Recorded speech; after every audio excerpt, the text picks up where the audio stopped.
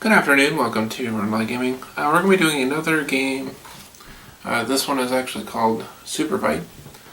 This one's part of the Loot Crate deck version, but there's actually quite a few expansions and versions of it.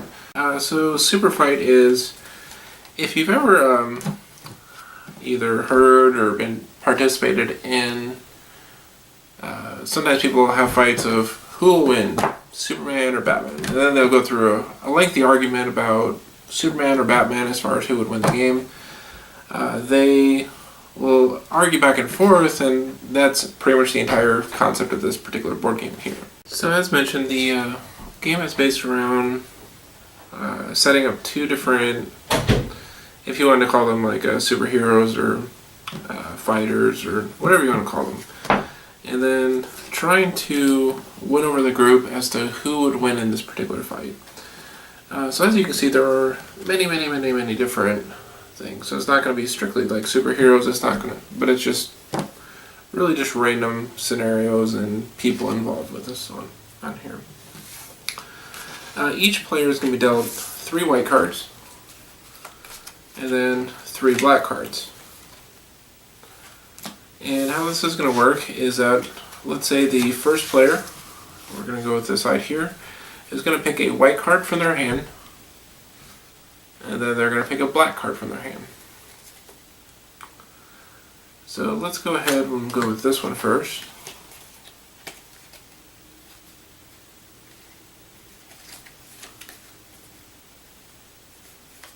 And this one. So at this point I've chosen a white card, a black card, and then there will be 1 random black card.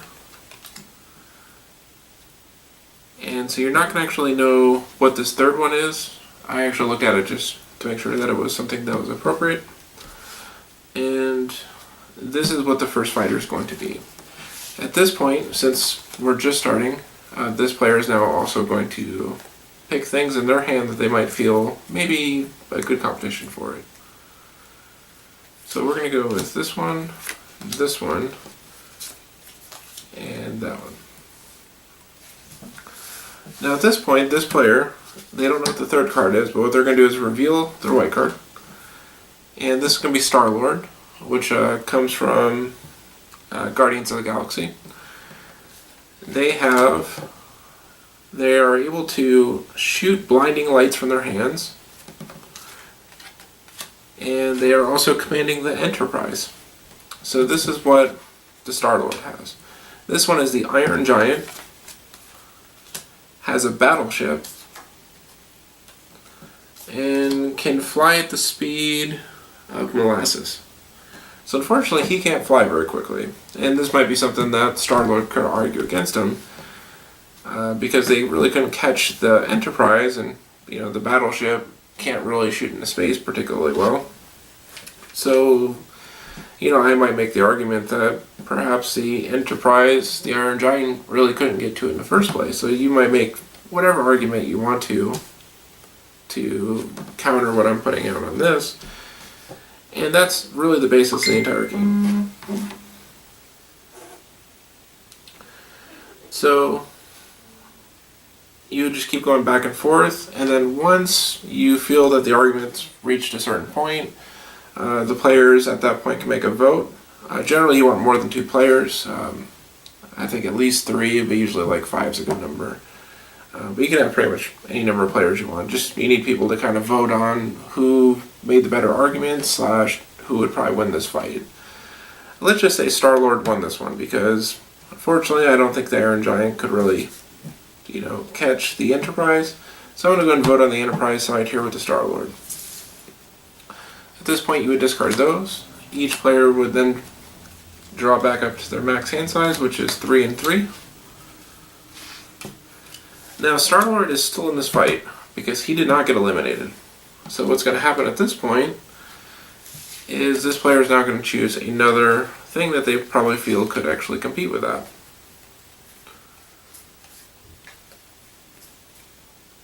And sadly, my hand is not particularly good for that. We'll go with this one, that one, and we'll grab one random. Now, Star-Lord also gets another random, but he's not going to be sure what this one is until part of the way into the fight. So at this point, Star-Lord is now fighting Pikachu. That has a venomous bite and is dying of dysentery. Unfortunately, it does not look good for Pikachu anyway. And now Star-Lord can stretch like rubber. So not only does he command the Enterprise, he also stretches like rubber, and he can shoot blinding lights from his hand. So at this point, I feel Pikachu's not really much of a winner on this one, unfortunately. I'm going to draw up a third player's hand so we can kind of get something hopefully a little bit better. And as I mentioned, you can have any number of players for this, because normally, the first player would drop their person, the second person would drop their person. Once one of those are eliminated, the third player will now play their person. Fourth player will then jump in on the next fight once one of those two were eliminated, and those just keep going around. Let's see.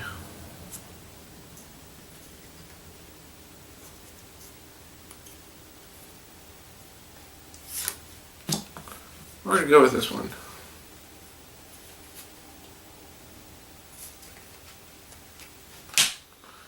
And then a random.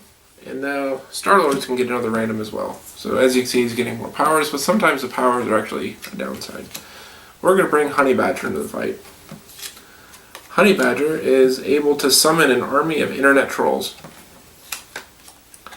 And can fly if nobody is watching. Star-Lord, however, will also now have armed with holy hand grenades. Now, one could argue, maybe the internet trolls can, do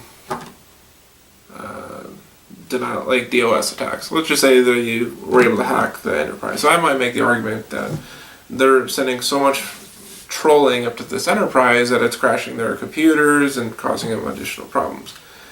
And then as you knock out the systems for the Enterprise, he can now fly because the Enterprise can't see him.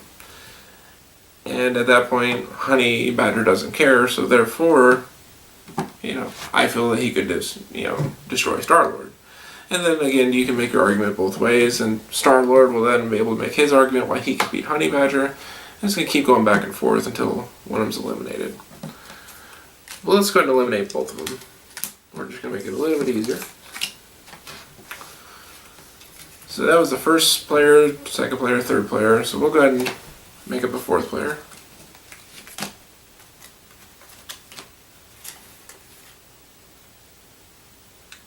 Alright, so we're going to throw that in that one versus, and random. I'll make sure that's okay. And then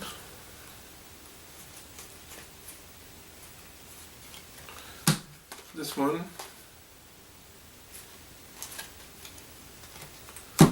and then they get their random. So the first one here is going to be a soccer mom that can throw bears, piloting an attack drone. So it's a soccer mom that can throw bears, that can also pilot an attack drone. Versus a pirate wearing an impenetrable tuxedo and can draw a new character card with one new attribute as your sidekick. So at this point, we're going to draw another character with a new attribute. The pirate has a sidekick, is a rhinoceros armed with a poison-tipped lance. So this team here is versus the soccer mom. Now we could make the argument that the attack drone is flying pretty high and she's throwing bears down against the pirate and the rhinoceros. So I don't know, there's different arguments you can make, and I'm sure you as a viewer can also make your own argument as to who would win this fight. And that's really what this entire game is about. You'll just keep going back and forth until pretty much you guys are done.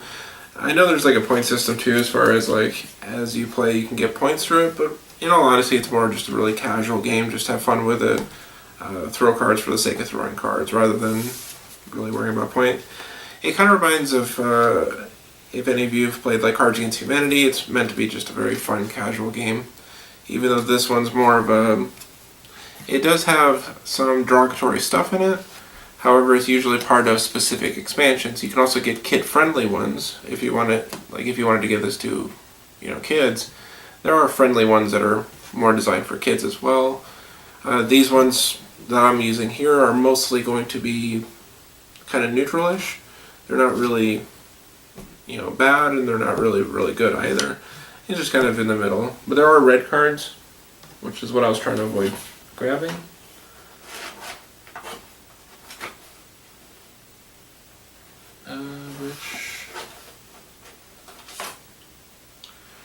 Like they have red cards on it that has different text on it, and that comes with a particular expansion. It doesn't come with a base set, but if you get that particular expansion, you could add more flavor to like a more adult-oriented game as compared to like this. Or there's a kid-friendly one. I'm not sure the particulars on that, but I know it's supposed to be more dedicated towards like, kid-friendly play style as far as this game goes. But there's a lot of different white cards, like a literal teen wolf. So, a teen wolf. Keanu Reeves could be a person you might throw out there. There's Godzilla, Martha Stewart, a cowboy. You have a samurai. You have Hillary Clinton. And you have a lot of different black cards. Riding a war elephant. Is drunk. 3 stories tall. Can hold breath forever. Floating down on a parachute. Stuck in one of those electric cars for toddlers. And these are little different black cards that could end up, as that some of them may be beneficial for your argument, some of them really might hurt your argument. But it's just meant to be kind of a fun, silly game that you can kind of throw down with a bunch of people if you're just, like, it could be a good drinking game, it could just be a fun, casual throw cards down game. And there are other expansions too, like,